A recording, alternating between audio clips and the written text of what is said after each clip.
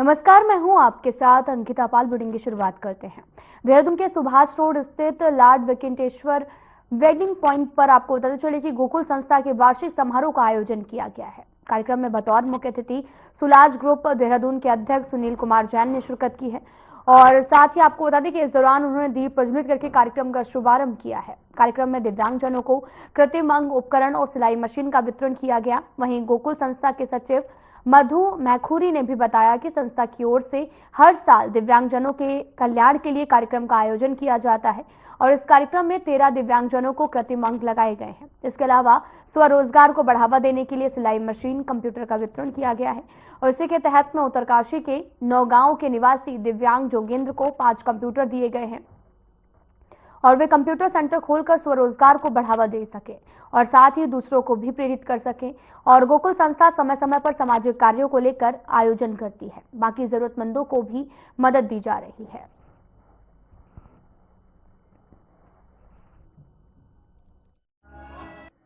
देखिए, गोकुल संस्था हर वर्ष जो पहाड़ों से और देहरादून से चयनित दिव्यांगजन हैं उनको कृत्रिम अंग लगाती हैं।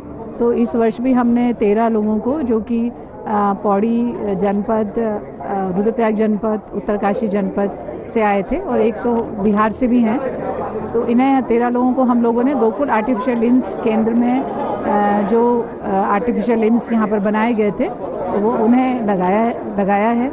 इसके साथ ही हम लोग स्वरोजगार के लिए भी प्रेरित कर रहे हैं, पलायन की दिशा में भी कार्य कर रहे हैं, पलायन रोकने की दिशा में। तो इस कड़ी में हम लोग ने कुछ दिव्यांग जनों को सिलाई केंद्र खोलकर या कंप्यूटर केंद्र खोलकर पहाड़ों में ही उन्हें प्रेरित किया है कि वो वहीं पर रहकर सेवाएं प्रदान करें और जिससे और लोग भी उनसे प्रोत्साहित होंगे। तो इसी कड़ी में आज श्री जोगेंद्र हैं, जिन्हें कि हमारे द्वारा आर्टिफिशियल हैंड भी लगाया गया था गत वर्षों में, उन्हें हमारे द्वारा 5 कंप्यूटर प्रदान किए गए हैं, जिससे कि ये नौगांव उत्तरकाशी में कंप्यूटर सेंटर ये वहाँ पर खोलेंगे। गोकुल का यह प्रयास रहता है कि दिव्यांग व्यक्ति शरीर से होता है, मन या भावना से नहीं होता। तो इस भावना को ही प्रोत्साहित करने से कोई अपने शरीर की सीमितता के साथ भी असाधारण कार्य कर सकता है। तो इसको देखते हुए खेल जगत के हमारे कुछ यहाँ पर खिलाड़ी जो वॉलीबॉल के हैं, 11 खिलाड़ियों को और उनके जो कोच हैं उनको यहाँ पर सम्मानित किया गया है। तो आज की यह प्रमुख हमारे यहाँ पर विशेषता रही है। अब तक हम लोग लगभग 40,000 जरूरतमंद और दिव्यांगजन का सहायता कर चुके हैं अपने लगभग 84 कार्यक्रमों के माध्यम से। गोकुल संस्था का वार्षिक समारोह हर साल आयोजित किया जाता है। इस साल भी जो है वो आयोजित किया गया, जहां पर दिव्यांगजनों को उपकरण वितरित किए गए हैं, उनकी कृत्रिम अंग मशीनें भी वितरित की गई हैं ताकि उन्हें सहायता प्रदान हो सके और साथ ही लगातार लोगों की जो हेल्प है वो इस माध्यम से की जा रही है। कृत्रिम अंग मशीनें की वितरित भी की गई हैं, जहां पर जरूरतमंदों को जरूरी सहायता भी गोकुल संस्था उपलब्ध करा रही है। जहां पर आपको बताते चले कि लोगों को भी सम्मानित किया गया, जो भी उत्कृष्ट कार्य करते हैं उनको लेकर यहां पर सम्मान भी दिया गया है और दिव्यांगजनों को उपकरण भी बांटे गए हैं और तस्वीरें भी आपको दिखा रहे हैं जहां पर कृत्रिम अंग मशीनें को वितरित किया गया है।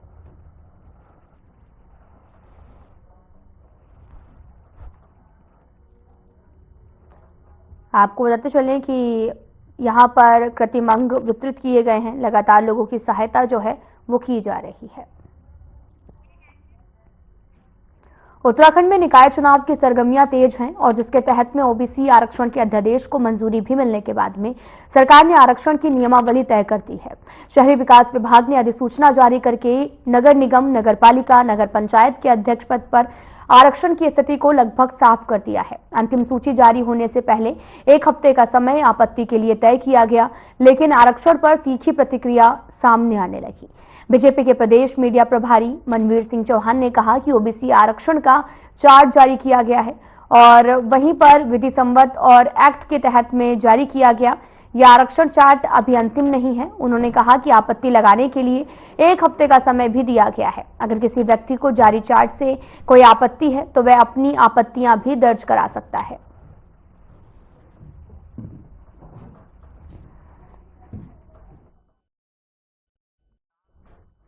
देखिए, सरकार के द्वारा निकाय चुनाव को लेकर के जो आरक्षण की का चार्ट जारी किया गया है वो विधि सम्मत और एक्ट के तहत ही उसको जारी किया गया है और ये आरक्षण चार्ट अभी अनंतिम है और अंतिम आरक्षण चार्ट ये नहीं है।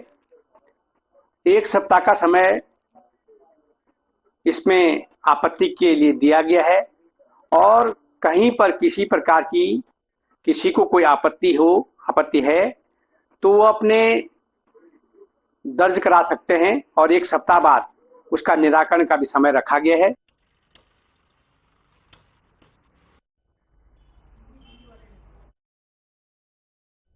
सतपुली झील निर्माण शुरू होने से जनता में खुशी की लहर है, जहां पर झील के शुरू होने से स्थानीय युवाओं को रोजगार मिलेगा और ये पर्यटन मंत्री सतपाल महाराज का ड्रीम प्रोजेक्ट भी है। सतपुली झील का निर्माण कार्य नवंबर से शुरू हो गया है। पिछले कई सालों से स्थानीय जनता सतपुली झील बनने के इंतजार में थी और इसके लिए भी सतपाल महाराज को भी कई बार विरोध का सामना करना पड़ा था, लेकिन अब झील का कार्य शुरू होने पर लोग महाराज का धन्यवाद कर रहे हैं। साथ ही लोगों का भी कहना है कि इस झील में स्थानीय युवाओं को रोजगार मिलने चाहिए, चाहे वो छोटा हो या फिर बड़ा। वहीं पूर्व मुख्यमंत्री त्रिवेंद्र सिंह रावत पर भी लोग नाराज होते दिखे। लोगों का कहना है कि उन्होंने क्षेत्र के लिए कुछ नहीं किया है।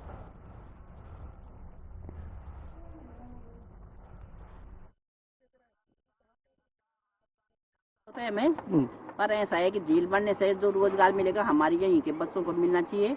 ये नहीं कि फिर यहाँ झील बने जमीन यहाँ के लोगों की जा रही है, बच्चे यहाँ के बाहर जाए, बाहर के लोगों को नहीं, यहाँ के लोगों को रोजगार मिलना चाहिए। ये नहीं कि कल झील बनेगी कोई चाहे दुकान को पानी का दुकान कोई दुकान कुछ भी चीज का रोजगार, ये बाहर के लोगों को फिर यहाँ बता रहे हैं। काम कैसे कहे तो रहे हम, उन्होंने कुछ क्या किया यहाँ के लिए? कुछ नहीं किया। रोड बनाए उन्होंने अपने लिए बनाए, अपने घर के लिए बनाई, डिग्री कॉलेज बनाए वहीं बनाया। यहाँ क्या किया उन्होंने? कुछ किया ही नहीं यहाँ के बच्चों के लिए। बहुत ज्यादा है, पर हमारी वो है माननीय मुख्यमंत्री जी से कि यहाँ पे जो सतपुली के लोकल लोग हैं इनको यहाँ पर रोजगार दिया जाए ज्यादा से ज्यादा, बस इतना ही। क्योंकि उस टाइम यहाँ पे कुछ नहीं हुआ, सिर्फ कहा जाता था कि यहाँ पे झील बनेगी झील बनेगी झील बनेगी।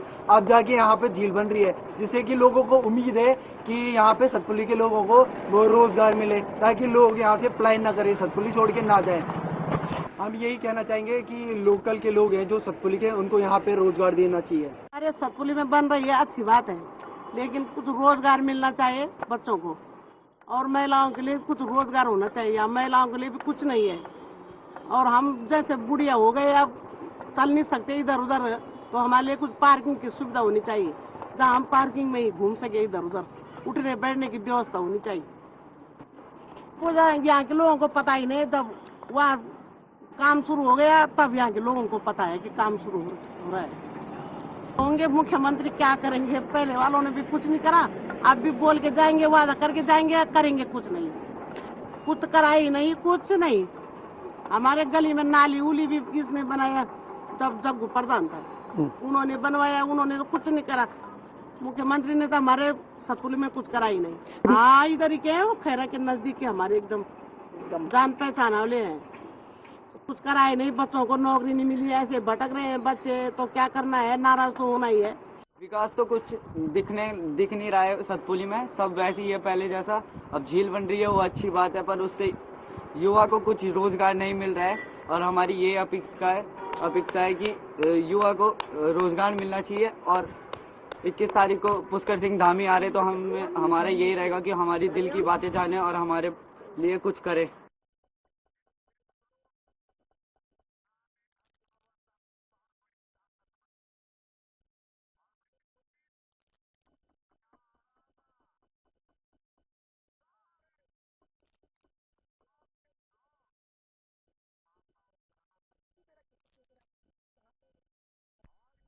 उत्तराखंड में बनी 11 दवाओं के सैंपल जांच में फेल होने के बाद में हड़कंप मच गया था, जिनमें से कई दवाएं जो हैं वो हरिद्वार के सिडकुल स्थित फार्मा कंपनियों में तैयार की गई थी।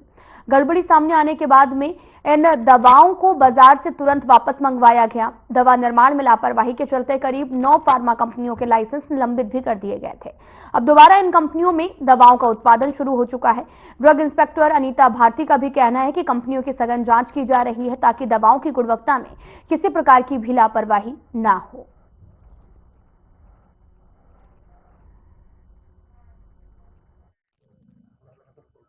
जो लगातार कंपनियों के निरीक्षण किए जा रहे हैं, सीडीएसओ की टीम भी हमारे साथ होती है और RBI risk based inspection continue चल रहे हैं और जिन भी कंपनियों के जो सैंपल फेल आते हैं तो उसमें पुनः निरीक्षण किया जाता है। एक बार नहीं 2 बार किया जाता है।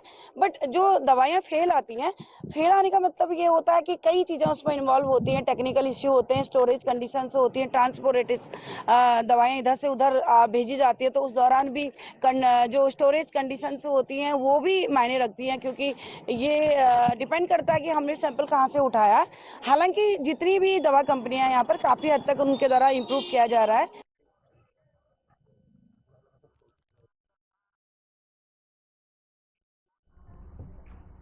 हरिद्वार जिले में आबकारी विभाग की अवैध शराब के खिलाफ बड़ी कार्रवाई हुई है।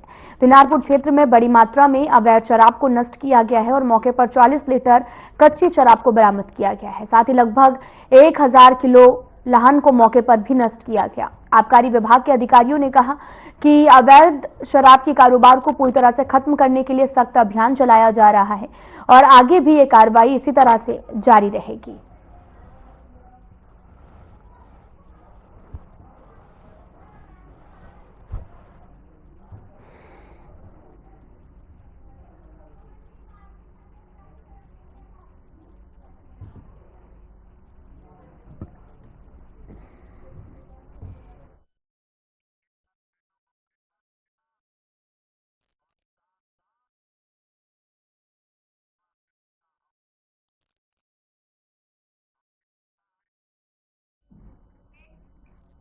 गंगनहर में आपको बताते चले कि अश्लील वीडियो और स्टंट बनाने वाले 3 युवक और 2 युवतियों को पुलिस ने गिरफ्तार किया है।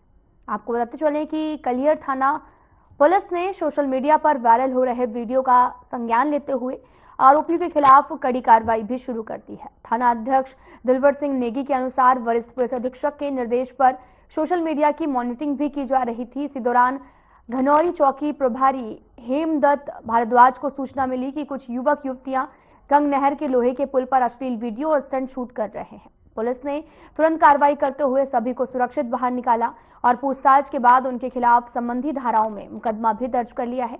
और पूछताछ में आरोपियों ने बताया कि इस तरह की रील से उन्हें इंस्टाग्राम पर ज्यादा लाइक्स और व्यूज और फॉलोवर्स मिलते हैं। हालांकि पुलिस कार्रवाई के बाद में आरोपियों ने अपनी गलती मानते हुए आगे से ऐसा ना करने का वादा भी किया है।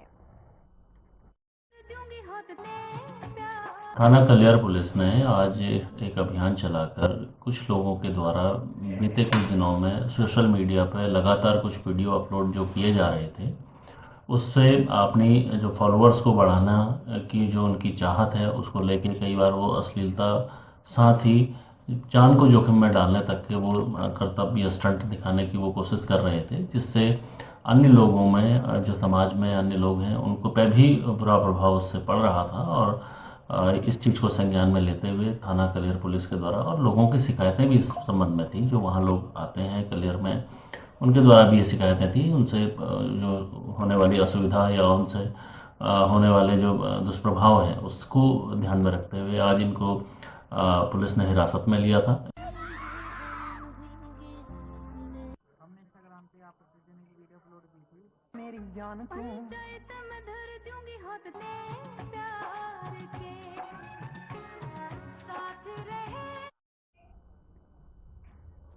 बीजेपी ने निकाय चुनावों की तैयारियों से जुड़ा बड़ा ऐलान कर दिया है। बीजेपी ने निकाय चुनावों के लिए सुपरवाइजर नियुक्त कर दिए हैं और पार्टी की ओर से इसकी सूची भी जारी कर दी गई है। प्रदेश मीडिया प्रभारी मनवीर सिंह चौहान ने कहा कि नगर निगम, नगर पालिका, नगर पंचायतों में संगठन की ओर से वरिष्ठ नेताओं को सुपरवाइजर की जिम्मेदारी भी दी गई है। निकाय चुनावों से जुड़ा बड़ा ऐलान किया गया है। बीजेपी ने सुपरवाइजर भी नियुक्त किए हैं। वरिष्ठ नेताओं को भी काफी जो जिम्मेदारी है वो दी गई है। दरअसल जल्द ही नगर निकाय चुनाव होने हैं और जिसको लेकर लगातार तैयारियां जो है सभी पार्टियों की तरफ से की जा रही हैं और सभी लगातार कड़ी मेहनत भी करते नजर आ रहे हैं। आपको बताते चले कि वरिष्ठ नेताओं को भी बड़ी जो जिम्मेदारी है वो दी गई है। वरिष्ठ नेताओं को बड़ी जिम्मेदारी दी गई है। दरअसल नगर निकाय चुनाव होने हैं जिसको लेकर बड़ी जो जिम्मेदारियां हैं वो दी गई हैं। एकल सदस्यीय समर्पित आयोग की रिपोर्ट के हिसाब से भी मेयर ही नहीं नगर पालिका और नगर पंचायतों के अध्यक्ष पद पर आरक्षण के बड़े उलटफेर भी हुए हैं। और आपको बताते चले कि 2018 के निकाय चुनाव में जो पद सामान्य थे उनमें से ज्यादातर अब आरक्षित हो गए हैं। जो आरक्षित थे उनमें से बदलाव हुए हैं। शहरी विकास विभाग की ओर से जारी अधिसूचना के हिसाब से पूरी प्रक्रिया शुरू हुई है जिस पर आपत्तियों की सुनवाई भी की गई है। आपको तस्वीरें दिखा रहे हैं जहां पर निकाय चुनावों से जुड़ा बड़ा ऐलान भी किया गया है। उत्तराखंड में निकाय चुनावों को लेकर सरगर्मियां भी तेज हैं। राजनीतिक पार्टियों ने इस चुनाव को जीतने के लिए अपनी तैयारियां भी तेज कर दी हैं। पार्टियों में बैठकों का दौर जारी है, लेकिन इस बीच कांग्रेस प्रभारी पर जो है वो एक बार फिर से सवाल खड़े होने लगे हैं। कांग्रेस प्रभारी कुमारी शैलजा चुनावी तैयारियों को लेकर ऑनलाइन मीटिंग तक ही सीमित दिख रही हैं, जबकि बीजेपी में लगातार बैठकों का दौर भी जारी है। बीजेपी के प्रदेश प्रभारी दुष्यंत कुमार गौतम से लेकर राष्ट्रीय संगठन महामंत्री बीएल संतोष कई मोर्चों के साथ बैठक भी कर चुके हैं।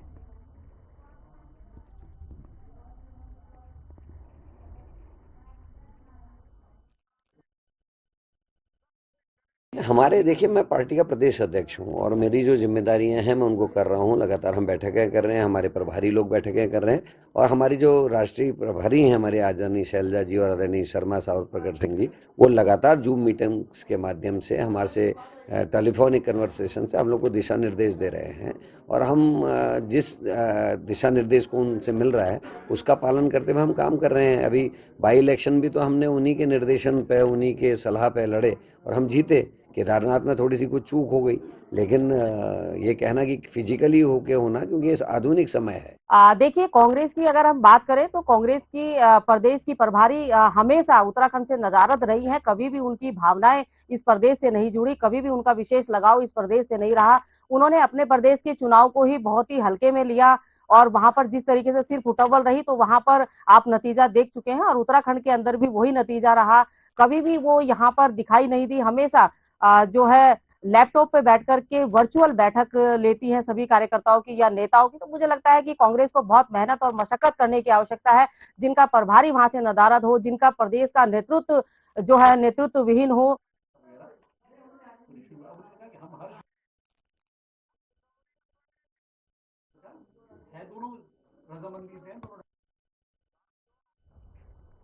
ओबीसी आरक्षण के अध्यादेश को मंजूरी मिलने के बाद में सरकार ने आरक्षण की नियमावली भी तय कर दी है और जिसे लेकर आपको बताते चले कि शहरी विकास विभाग ने अधिसूचना जारी की है। नगर निगम, नगर पालिका, नगर पंचायत के अध्यक्ष पद पर आरक्षण की स्थिति को लगभग साफ कर दिया गया है। आरक्षण नियमावली तय करने के बाद में अंतिम सूची जारी होने से पहले 1 हफ्ते का समय आपत्ति के लिए भी तय किया गया था और वहीं आरक्षण पर जो है विपक्ष के साथ साथ सत्तारूढ़ दल की भी तीखी प्रतिक्रिया सामने आ रही है।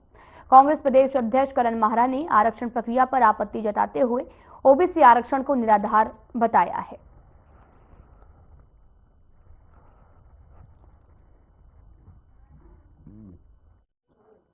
पंचायत में आरक्षण के मुद्दे पे महत्वपूर्ण 3 विषयों पे मैं बात रखना चाहूँगा। एक तो जो हमारे प्रदत्त अधिकार हैं संविधान से या जो आज तक चलता रहा है, उस पर बड़ा कुटाराघात भारतीय जनता पार्टी और उसकी सरकार ने किया है। इन्होंने नगर पालिकाओं में ऐसी नगर पालिकाएं जिनमें 10,000 से कम संख्या एससी की है, उनको आरक्षण से बाहर कर दिया है। ये लोगों के मौलिक अधिकार का हनन है और मुझे लगता है कि जो असली चेहरा है भारतीय जनता पार्टी का, एससी को लेकर इनकी जो सोच है वो इससे परिलक्षित होती है। दूसरा, आरक्षण जो लागू करने का इन्होंने जीवो जारी किया, उसमें मेरा ये कहना है कि हमारी विधानसभा की अवमानना है। जो 70 विधायक चुन के आए हैं विभिन्न क्षेत्रों से, जो जनप्रतिनिधि हैं, उनकी अवमानना है। पंचायत में इन्होंने नीचे से ऊपर कराया, पंचायत में इन्होंने नीचे से ऊपर कराया। नगर पालिका अल्मोड़ा को नगर निगम बनाए जाने के बाद में नगर निगम चुनाव के आरक्षण संबंधी अंतरिम सूची जो है वो जारी होने के बाद में आपको बताते चलें कि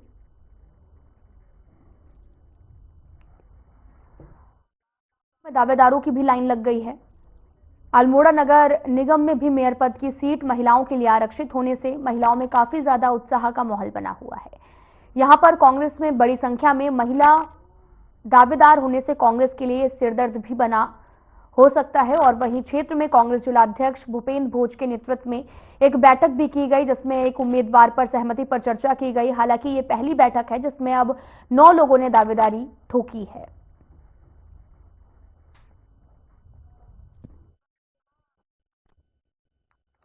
देखिए, हम सबसे पहले तो हम स्वागत करते हैं जो महिला सीट नगर निगम की अल्मोड़ा में हुई है।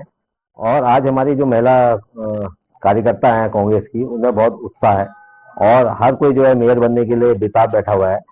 आज इससे पहले भी हमने, जब तक आरक्षण लागू नहीं हुआ था, तो जब सभी लोगों से आवेदन मांगे गए थे, तो उस समय जो है उसमें भी 5-6 महिलाओं ने हमारी दावेदारी की थी। और जब से महिला सीट नगर निगम की हुई है, तब से दावेदारी की संख्या हमारी लगातार बढ़ती जा रही है। और आज भी पहले 6 लोगों ने दावेदारी की थी, आज 4 लोग फिर दावेदारी कर रहे हैं। तो आज हमने एक प्रयास किया कि जितने भी दावेदार हैं उन सबको एकजुट एक साथ बैठाया जाए।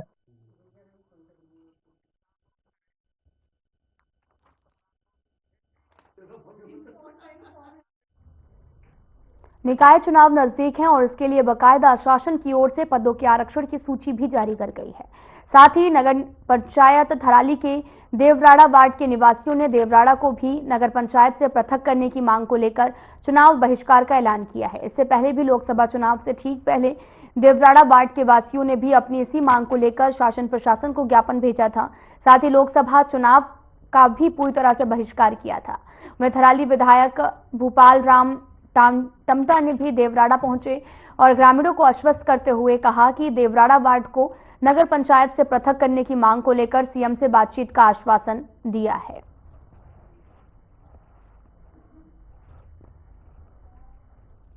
सेवक होने के नाते आगामी जो लोकसभा चुनाव हुआ था, उसमें भी संपूर्ण नगर पंचायत वासी वार्ड नंबर 2 की सम्रान जनता ने विरोध किया था।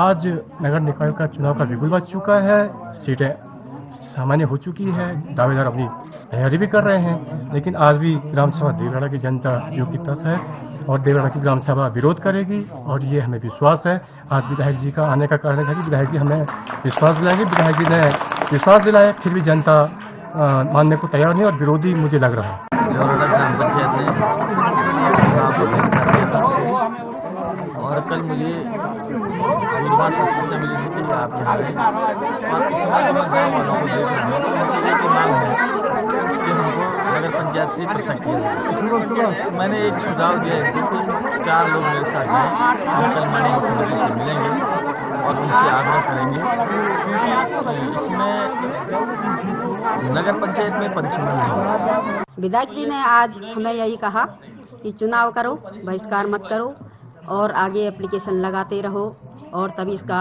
निर्णय लिया जाता है।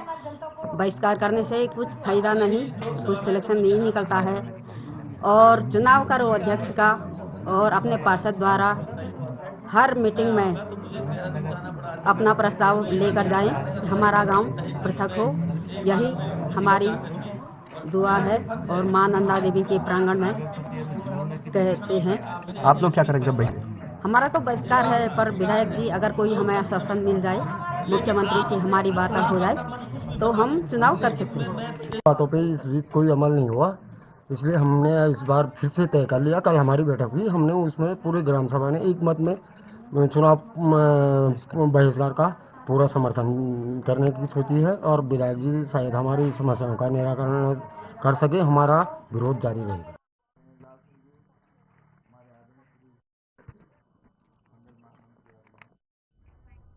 फिलहाल इस वीडियो में इतना ही। नमस्कार।